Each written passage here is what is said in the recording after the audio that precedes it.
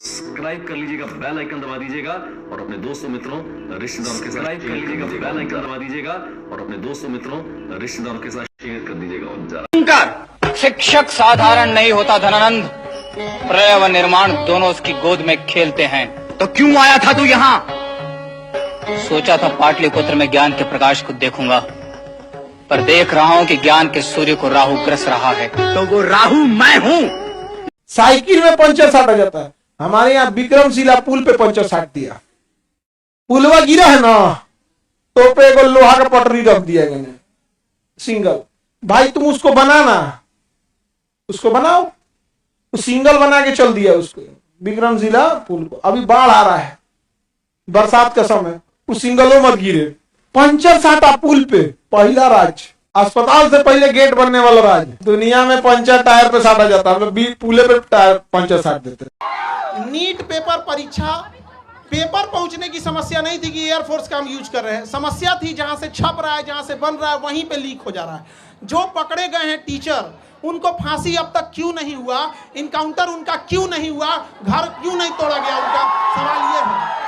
आप में से बताइए, इतने लोग, ये सब सिलेक्टेड पुलिस वाले हैं यहाँ पर, इन सब से कहते हैं पेपर लीक करने वालों को बकसना चाहिए जी, किसी को नहीं बकसना चाहिए यहाँ पर। और अगेन सरकार प्रयास कर रही है, एयरफोर्स भी इसमें ला रही है, बट समझिए ध्यान से, एयरफोर्स क्या करेगी? पेपर तो नहीं छापेगी, एयरफोर्स ट्रांसपोर्टेशन का काम करेगी, हेलीकॉप्टर से ड्रॉप कर देगी। लेकिन जहां से छप रहा है उन बेईमानों को जब तक सजा नहीं देंगे। देखिए अभी एनटीए को गरिया रहे थे लोग, एनटीए का एक अफसर है, वो कह रहा है कि पेपर लीक नहीं हुआ है, कुछ क्वेश्चन बाहर आ गए हैं। ये अगर हॉस्पिटल में रहता तो कहता मरीज मरा नहीं है, सांसें बंद हो गई हैं।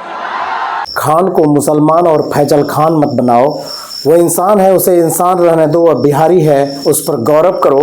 उसने बिहार को बहुत कुछ दिया है, उसे इस तरह नीलाम मत करो। वरना ये पटना तो मगध की राजधानी पाटलिपुत्र है, जहाँ धनानंद ने चाणक्य की उपहास जब की थी तो चाणक्य ने नंद वंश का नाश कर दिया और फिर चाणक्य ने चंद्रगुप्त यानी अपने विद्यार्थी से नंद वंश को समूल उजाड़ कर फेंक दिया था। मैं रुपेश सिंह एक बार फिर आप सबको प्रणाम और नमस्कार करता हूँ। खान सर एक नाम जिसने बच्चों के बीच एक विश्वास पैदा किया।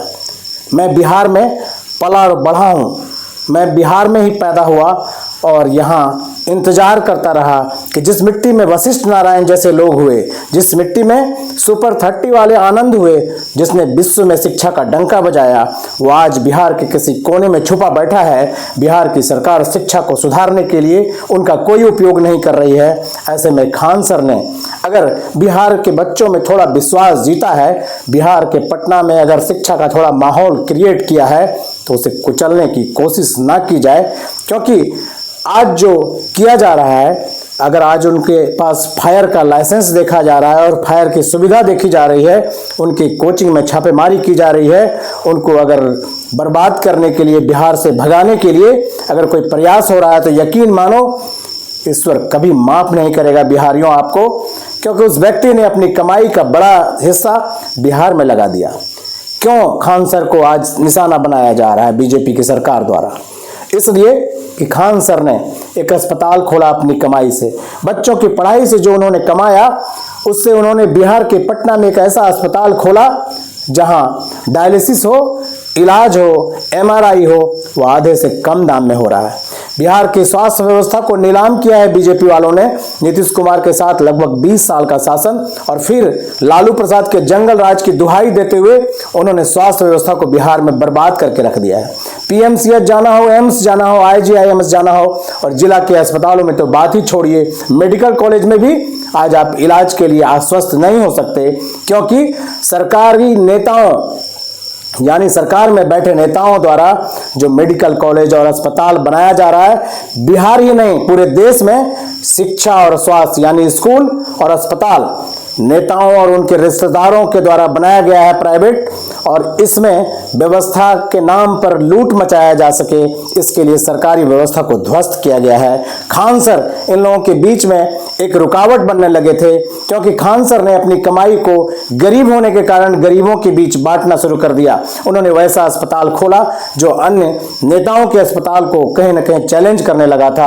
और अभी हाल में तो एक सप्ताह पहले उन्होंने 2 ऐसी कठिन बातें कह दी थी। मुझे भी लगा था कि अब जब हिटलर के जमाने में किसी को बोलने की आजादी नहीं है, तब खान सर इस रास्ते पर क्यों निकल पड़े हैं। आखिर जिसका जमीर जिंदा होगा कहीं न कहीं उसके मुंह से आवाज निकल ही जाएगी। उन्होंने कहा था, विक्रमशिला सेतु पर आपने पंचर लगा हुआ देखा है कि नहीं। उन्होंने बताया था कि टायर में पंचर तो अब तक देखा गया है, विक्रमशिला सेतु पर भी पंचर लगाया गया है, उसे आप देख लीजिए।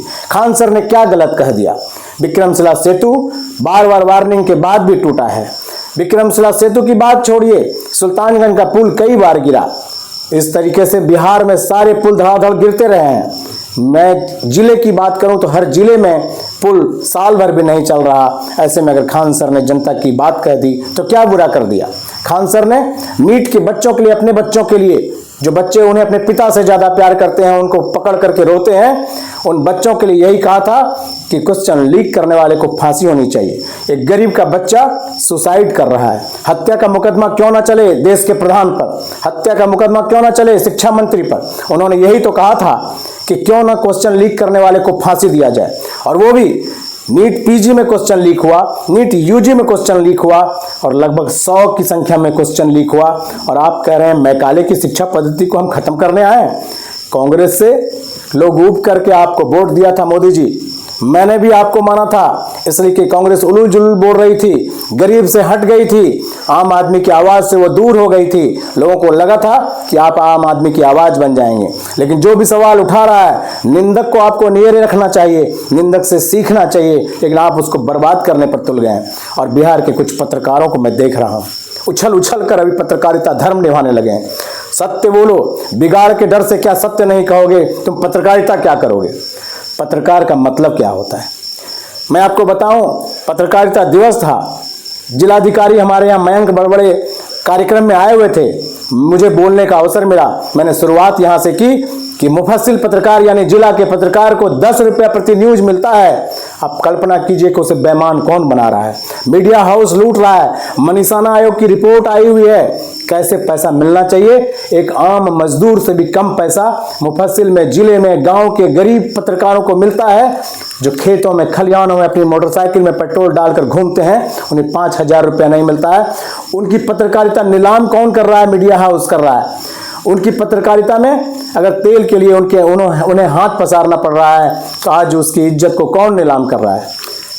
मंटो ने कहा था, यदि पत्रकार नीचे गिर जाए तो बेस्या से बदतर हो जाता है। आज अच्छे पत्रकारों ने सारे मीडिया हाउस को छोड़ दिया है। मीडिया हाउस आज सरकार के प्यारे व्यापारियों के हाथ में है। अच्छे पत्रकार सड़क पर यूट्यूबर बनकर घूम रहे हैं। ऐसे में अगर खान सर ने यूट्यूबर बनकर के लोगों को जगाने का प्रयास किया, बिहार के बच्चों को सिखाने का प्रयास किया, तो इसमें बुरा क्या किया है।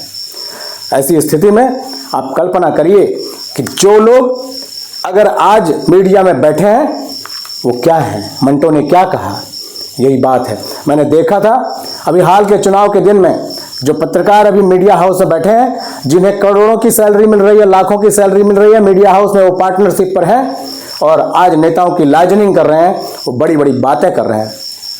मैंने देखा चुनाव के वक्त इनकी गाड़ी आई, जैसे एक फिल्म की हीरोइन के बाल को संवारने के लिए पीछे मेकअप मैन होता है, जैसे चेहरे पर पाउडर लगाने के लिए मेकअप मैन होता है, उसी तरह मैंने देखा कि वो लड़कियां जो एंकर हैं यहाँ जिले में घूम रही थी, वैनिटी वैन में घूम रही थी। उनके बाल को संवारने के लिए, बाल को हिला हिला कर अलग करने के लिए 2 लड़के खड़े थे। उनके चेहरे पर पाउडर लगाया जा रहा था, आईना दिखाया जा रहा था। पत्रकारिता ऐसा नहीं होती है। अगर ऐसी पत्रकारिता होगी तो आम आदमी की आवाज कतई नहीं उठ सकती है।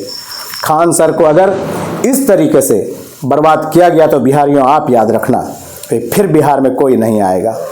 याद करो, नालंदा जो विश्व को शिक्षा देता था, वहां आज शिक्षा का कोई रास्ता नहीं है।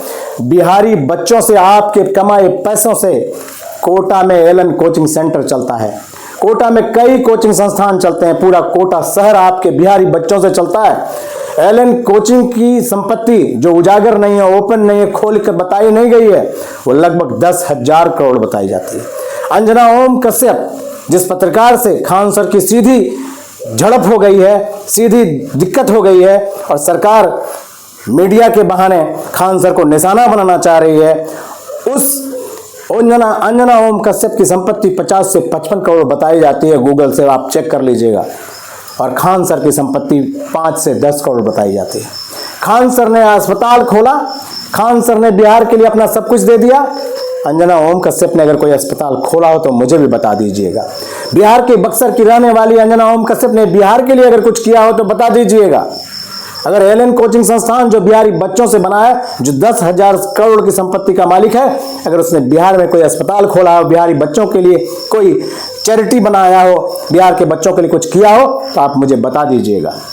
फिर खान सर को अगर उजाड़ दिए तो याद रखिएगा बिहार में फिर कोई आने वाला नहीं है। फिर बिहार में नालंदा होगा, नालंदा में रंजीत डॉन होगा, नालंदा में संजीव मुखिया होगा और क्वेश्चन लीक होगा। आपके बच्चे सुसाइड करेंगे, आप मेहनत करके लूट करके पैसा कोटा पहुंचाइएगा और आपके बच्चे तनाव में क्वेश्चन लीक होने के बाद सुसाइड करेंगे और घर में आप सुसाइड करिएगा। बिहारियों, ये वक्त है खान सर के सामने, खान सर के साथ खड़ा होना चाहिए।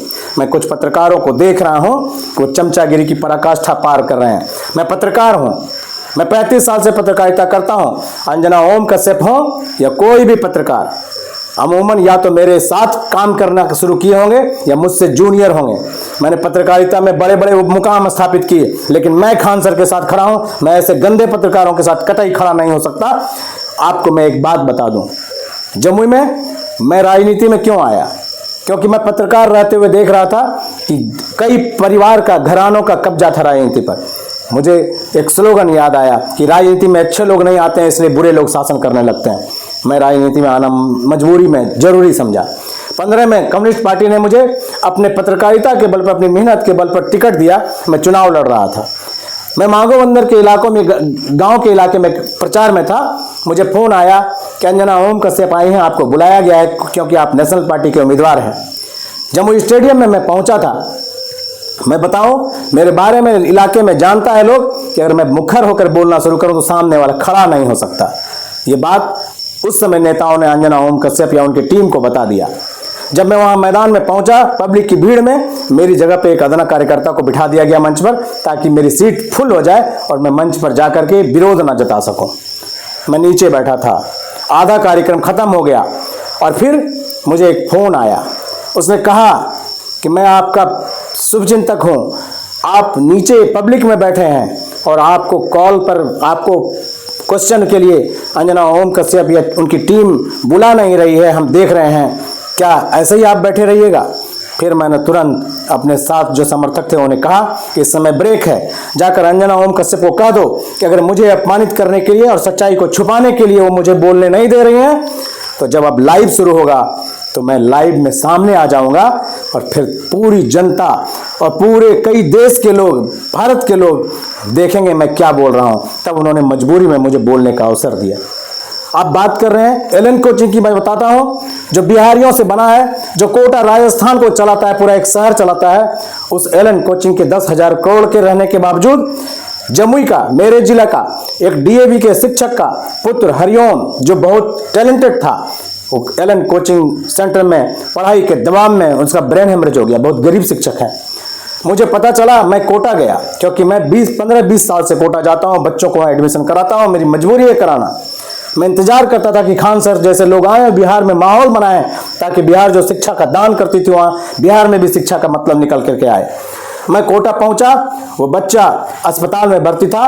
मैंने उसके पिताजी से पूछा, बच्चों से पूछा, तो बताया गया कि एलन कोचिंग ने गार्जियन को बुलाने के लिए कहा। बिहार से कोटा जाना 2 दिन का समय होता और ब्रेन हेमरेज हो चुका था, बच्चा मर जाता।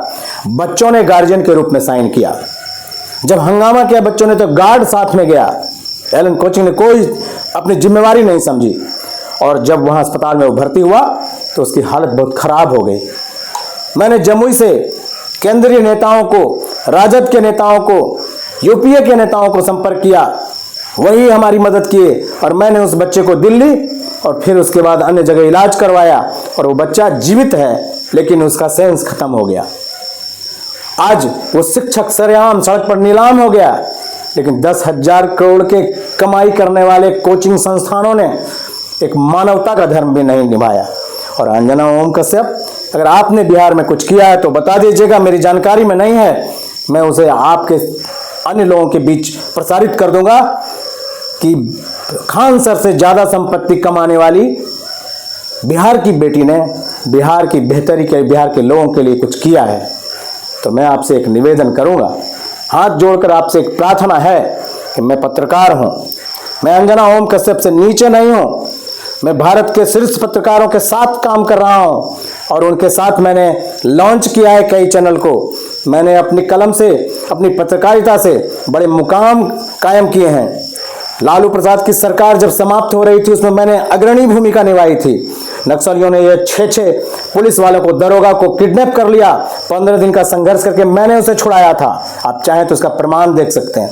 लेकिन मैं खान सर के साथ खड़ा हूं, मैं ऐसे पत्रकार के साथ कतई खड़ा नहीं हो सकता जो बिहार का अहित करता हो, जो खान सर को अपने टीवी पर फैजल खान लिखता हो।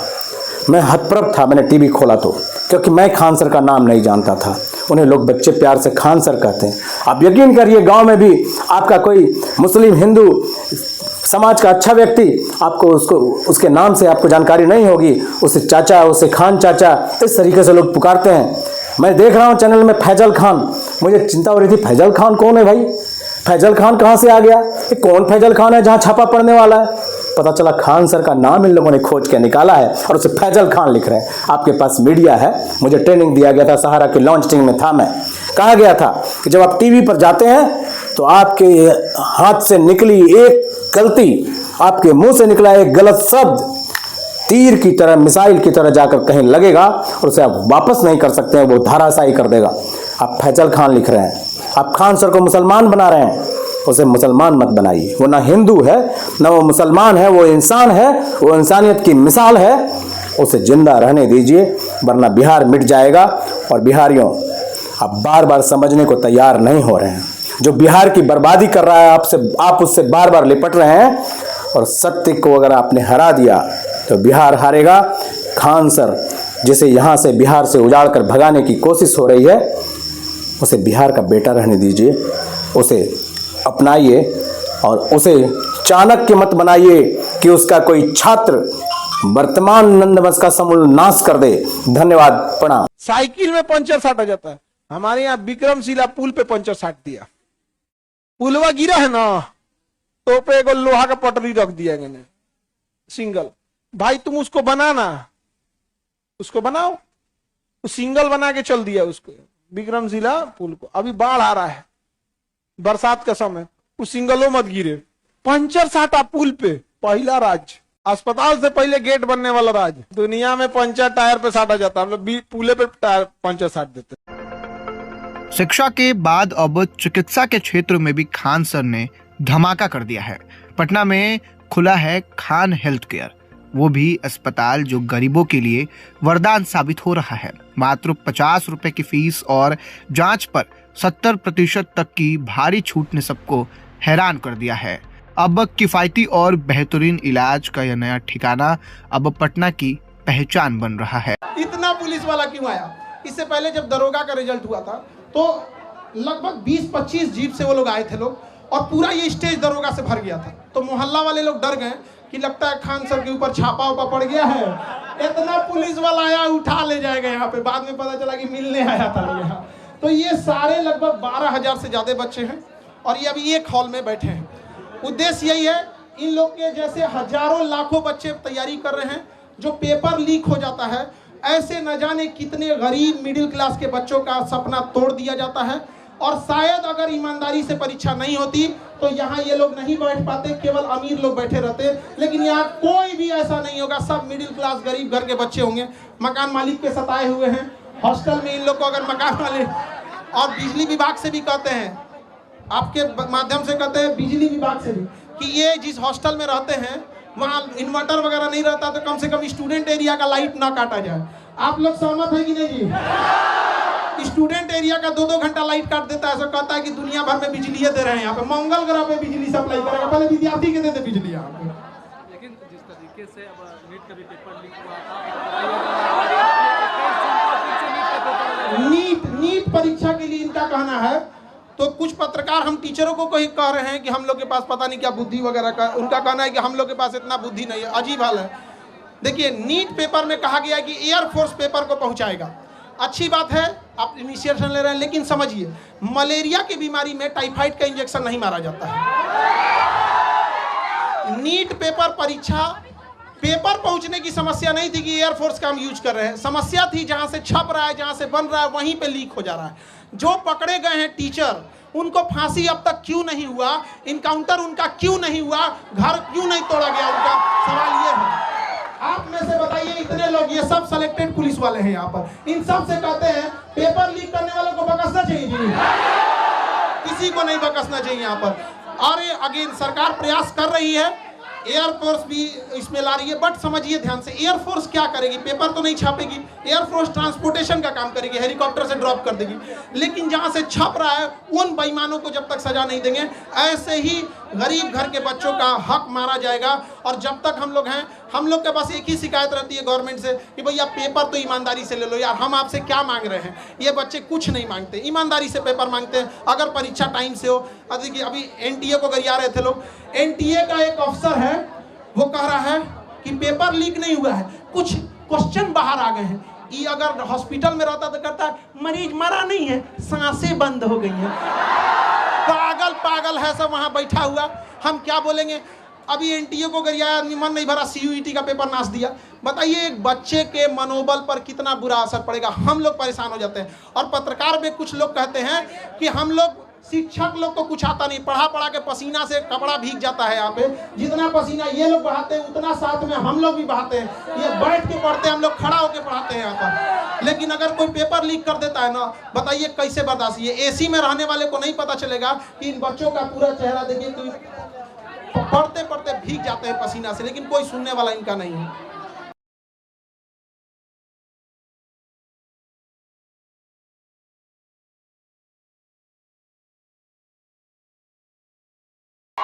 नीट पेपर परीक्षा पेपर पहुंचने की समस्या नहीं थी कि एयरफोर्स का हम यूज कर रहे हैं। समस्या थी जहां से छप रहा है, जहां से बन रहा है, वहीं पे लीक हो जा रहा है। जो पकड़े गए हैं टीचर, उनको फांसी अब तक क्यों नहीं हुआ, इनकाउंटर उनका क्यों नहीं हुआ, घर क्यों नहीं तोड़ा गया, उनका सवाल ये है। आप में से बताइए, इतने लोग, ये सब सिलेक्टेड पुलिस वाले हैं यहाँ पर, इन सब से कहते हैं पेपर लीक करने वालों को बकसना चाहिए जी, किसी को नहीं बकसना चाहिए यहाँ पर। और अगेन सरकार प्रयास कर रही है, एयरफोर्स भी इसमें ला रही है, बट समझिए ध्यान से, एयरफोर्स क्या करेगी? पेपर तो नहीं छापेगी, एयरफोर्स ट्रांसपोर्टेशन का काम करेगी, हेलीकॉप्टर से ड्रॉप कर देगी। लेकिन जहां से छप रहा है, उन बेईमानों को जब तक सजा नहीं देंगे। सब्सक्राइब कर लीजिएगा, बेल आइकन दबा दीजिएगा और अपने दोस्तों, मित्रों, रिश्तेदारों के साथ शेयर कर दीजिएगा।